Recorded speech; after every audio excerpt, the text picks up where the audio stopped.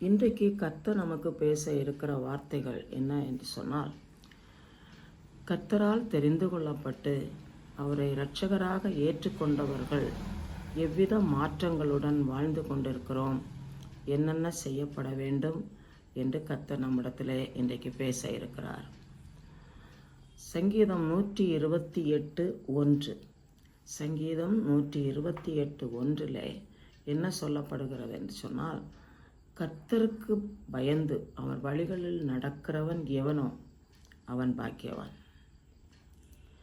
வேத வசனம் கருத்தாய் வாசித்து தியானம் செய்து தேவனுடைய அன்பின் ஆழம் நீளம் அகலம் அவைகளை அறிந்து அவருடைய அன்பை பிறருக்கு அறிவிக்கும்படி கர்த்தர் அந்த பொறுப்பினை கர்த்தர் நமக்கு தந்திருக்கிறார்.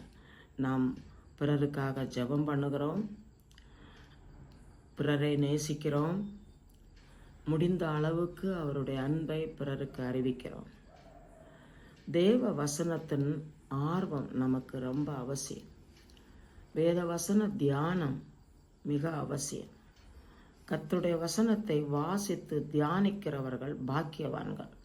சங்கீதம் 1 நமக்கு எல்லாருக்கும் தெரிந்த வசனம் என்றாலும் அந்த வசனத்தின் கருத்துக்களை நாம் தியானிக்க கர்த்தர் கிருபை தருவாராக.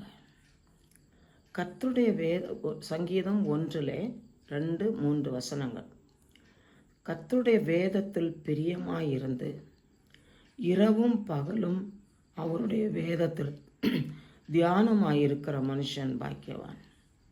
அவன் நீர்க்கால்களின் ஓரமாய் நடப்பட்டு தன் காலத்தில் தன் கனியை தந்து இலை உதராதிருக்கிற மரத்தை போல் இருப்பான். அவன் செய்வதெல்லாம் பாக்கியம். கர்த்தருக்கு முன்னுரிமை கொடுத்து அவர் தந்திருக்கிற வார்த்தைகள் வசனங்கள் அவைகளை ஆராய வேண்டும், தியானிக்க வேண்டும் என்ற ஆர்வமுடையவர்கள் தேவனுடைய பிள்ளைகள். அவருடைய வேதத்தில் பிரியமாயிருப்பார்கள். இரவும் பகலும் அவருடைய வேதத்தில் தியானமாயிருப்பார்கள். அவர்கள் பாக்கியவான்கள். இவர்கள் எப்படி இருப்பார்கள் என்று சொன்னால், நீர்க்கால்களின் ஓரமாய் நடப்பட்டு தன் காலத்தில் தன் கனியை கொடுத்து எந்த நேரத்திலும் அவரிடத்தில் ஆவியின் கனிகள் ஜொலிக்கும். பார்க்கிறவர்கள் இவர்கள் வேறுபட்டவர்கள், இயேசுவை அறிந்திருக்கிறவர்கள் என்று கண்டுகொள்வார்கள். நம் மூலமாக அவர்கள் இயேசுவை அறிந்து கொள்வதற்கு ஏதுவாகும். இலை உதிராதிருக்கிற மரத்தை போல் இருப்பார்கள். கர்த்தருடைய வசனத்திலே நாட்டப்பட்டவர்கள் செழித்திருப்பார்கள். இலை உதிராதிருக்கிற மரத்தை போல் இருப்பார்கள். குறைவின்றி வாழ்வார்கள். என்ன சொல்லப்படுகிறது? அவன் செய்வதெல்லாம் வாய்க்கும். விசுவாசிக்க வேண்டும். கர்த்தருடைய வார்த்தைகளை விசுவாசிப்பதனாலே வெற்றி உண்டு. வெற்றி உள்ள வாழ்க்கையிலே வாழ முடியும். 119 சங்கீதத்திலே சங்கீதம் 119 162 சில வசனங்களை வாசிக்கிறேன். சங்கீதம் 119 162 165 வரைக்கும் வாசிக்கிறேன். மிகுந்த கொள்ளையுடைமையை கண்டுபிடிக்கிறவன் மகிழ்கிறது போல நான் உமது வார்த்தையின் பேரில் மகிழுகிறேன். பெரிய கொள்ளை உடைமையை கண்டுபிடிக்கிறவர்கள் மிகுந்த சந்தோஷம் அடைவார். தேவனை நம்பி அவரை ஏற்றுக்கொண்ட கர்த்தருடைய பிள்ளைகளுக்கு என்ன மிகுந்த சந்தோஷம் என்றால், கர்த்தருடைய வசனங்களை கண்டுபிடிக்கிறது. கர்த்தருடைய வசனங்களிலே ஆர்வத்தோடு தியானம் பண்ணி அவருடைய அன்பை உணர்ந்து கொள்ளுகிறவர்கள் எப்படி இருப்பார்கள்? மிகுந்த கொள்ளை உடைமையை கண்டுபிடிக்கிறவன் மகிழுகிறது போல உமது வார்த்தையில் மகிழுகிறேன் என்று சொல்லுகிற அனுபவம் உண்டாகும். அடுத்த வசனத்திலே, பொய்யை பகைத்து அருவருக்கிறேன், உம்முடைய வேதத்தையோ நேசிக்கிறேன். பொய்யை தகர்த்தறிவார்கள். சிலர் சும்மா தேவைக்காக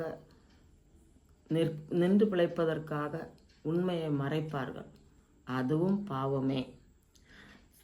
சங்கீதக்காரன் பாடும்போது இப்படி சொல்லுகிறார், பொய்யை பகைக்கிறேன், அருவருக்கிறேன், உம்முடைய வேதத்தையோ நேசிக்கிறேன். அடுத்த வசனம், உமது நீதி நியாயங்களின் நிமித்தம் ஒரு நாளில் 7 தரம் உம்மை துதிக்கிறேன்.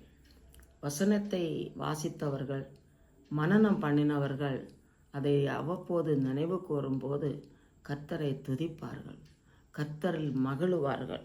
அந்த பாக்கியம் கர்த்தர் நமக்கு தந்திருக்கிறார்.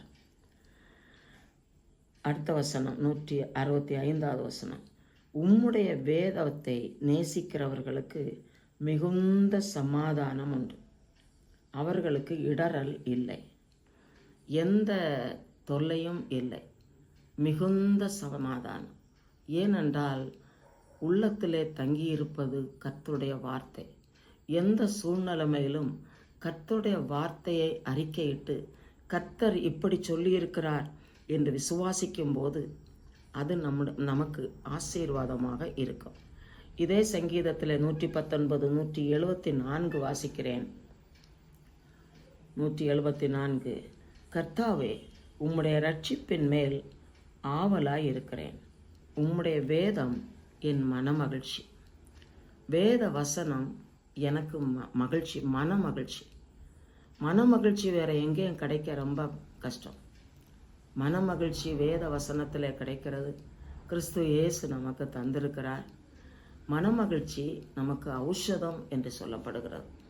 ஔஷதம் என்றால் சிறந்த மருந்து.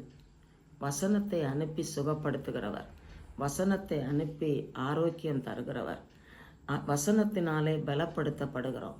இதற்காகத்தான் வசனத்தை நாம் வாசித்து தியானம் பண்ணி கர்த்தரில் அன்பு கூறுகிறோம். இந்த பாக்கியத்தை கர்த்தர் நமக்கு தந்திருக்கிறாரே, நன்றி உணர்வோடு தேவ சமூகத்தில் இருக்க கர்த்தர் உதவி செய்வாராக. இப்படி ஆண்டவருடைய வசனத்தை நேசிக்கிறவர்கள் என்ன செய்வார்கள் என்றால், 1 யோவான் 3ஆம் அதிகாரம் 3வது வசனத்திலிருந்து வாசிக்கிறேன். 1 யோவான் 3:3,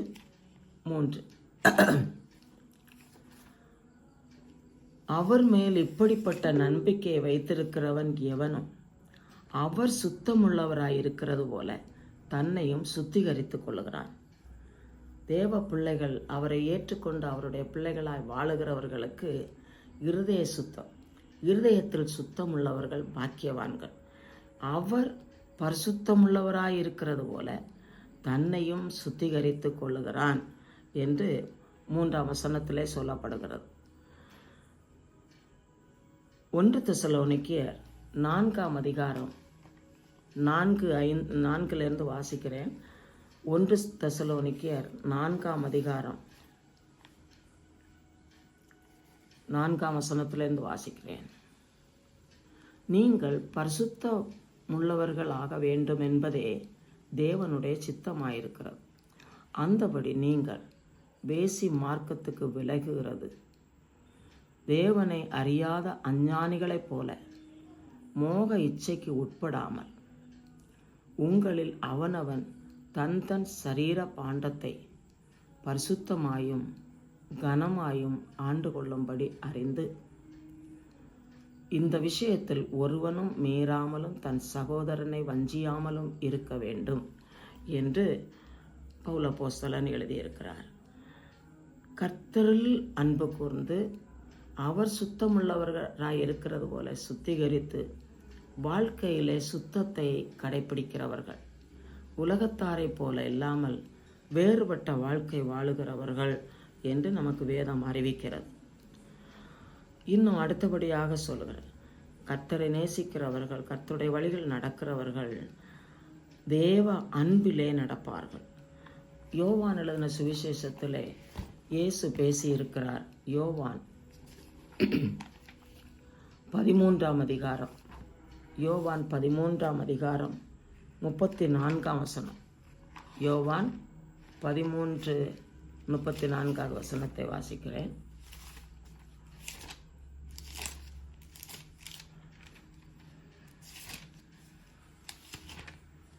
யோவான் 13:34,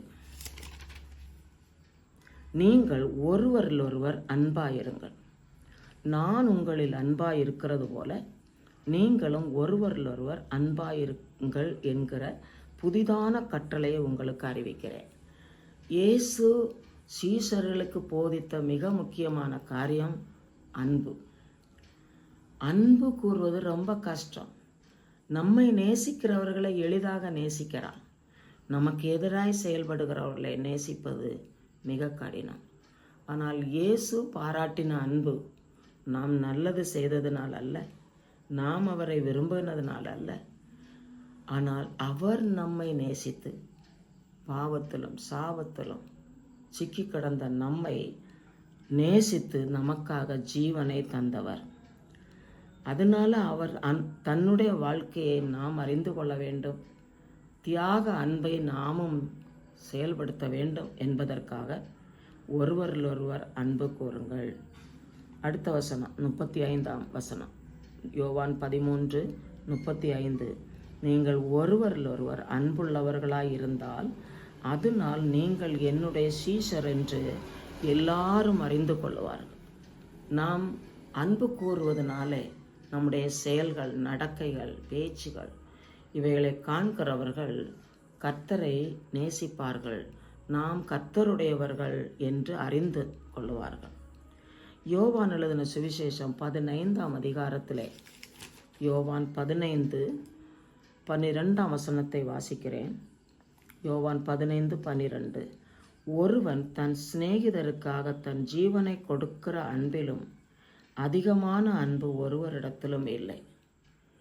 இயேசு தம்முடைய ஜீவனை கொடுத்தவர். நமக்கு சொல்லுகிற காரியம், ஜீவனை கொடுக்க வேண்டிய நிலை போன்று இருந்தாலும் தியாக அன்பு. நம்மை வெறுத்து கர்த்தரில் அன்பு கூர்ந்து கர்த்தர் நிமித்தம் அன்பு செலுத்த கர்த்தர் எதிர்பார்க்கிறார். இன்னும் 1 யோவான் 4ஆம் அதிகாரத்திலே 1 யோவான் 4ஆம் அதிகாரத்திலே சொல்லப்படுகிறது. 1 யோவான் 4ஆம் அதிகாரம் 7வது வசனம். பிரியமானவர்களே, ஒருவரிலொருவர் அன்பாயிருக்க கடவோம். ஏனெனில் அன்பு தேவனால் உண்டாயிருக்கிறது. அன்புள்ள எவனும் தேவனால் பிறந்து அவரை அறிந்திருக்கிறான். அன்பில்லாதவன் தேவனை அறியான். தேவன் அன்பாகவே இருக்கிறார். இதே வசனத்தில், இதே அதிகாரத்தில் 1 யோவான் 4:18 வசனத்தில் வாசிக்கிறோம், அன்பிலே பயம் இல்லை, பூரண அன்பு பயத்தை புறம்பே தள்ளும். பயமானது வேதனை உள்ளது. பயப்படுகிறவன் அன்பில் பூரணப்பட்டவன் அல்ல.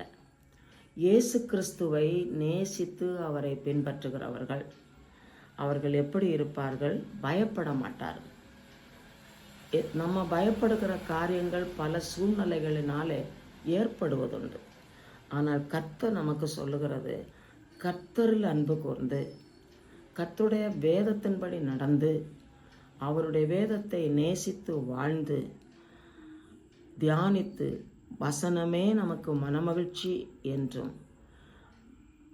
அவர் பரிசுத்தர் என்று சொல்லி அவரை போல நம்ம பரிசுத்தப்படுத்தி கொள்ளுகிறவர்களும் பயப்பட தேவையே இல்லை. பயம் நமக்கு வராது. அப்படிப்பட்டதான எந்த ஒரு கவலையோ பாரமோ வந்தால் கர்த்தர் நம்மோடு கூட இருக்கிறார், அவர் பார்த்து கொள்வார் என்ற திட நம்பிக்கை நமக்குள்ளே இருக்கும். யோவான் 3:16 நமக்கு எல்லாருக்கும் தெரிந்த வசனம்.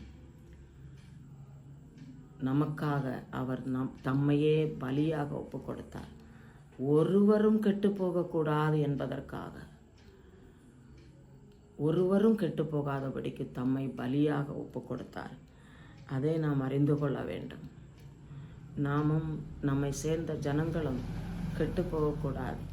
இது இயேசு செய்த தியாக பலி என்றிருந்தாலும் நாம் உலகத்தில் வாழும்போது கர்த்தரை நேசித்து கர்த்தருடைய வசனத்தை நேசிக்கிறவர்கள் பிறரை நாம் நேசித்து தியாக அன்பு செலுத்த கர்த்தர் நம்மை எதிர்பார்க்கிறார். தேவனுடைய அன்பு எப்படி நமக்கு காண்பிக்கப்பட்டது என்று சொன்னால், அவர் சிலுவையிலே சிந்தின இரத்தத்தினாலே.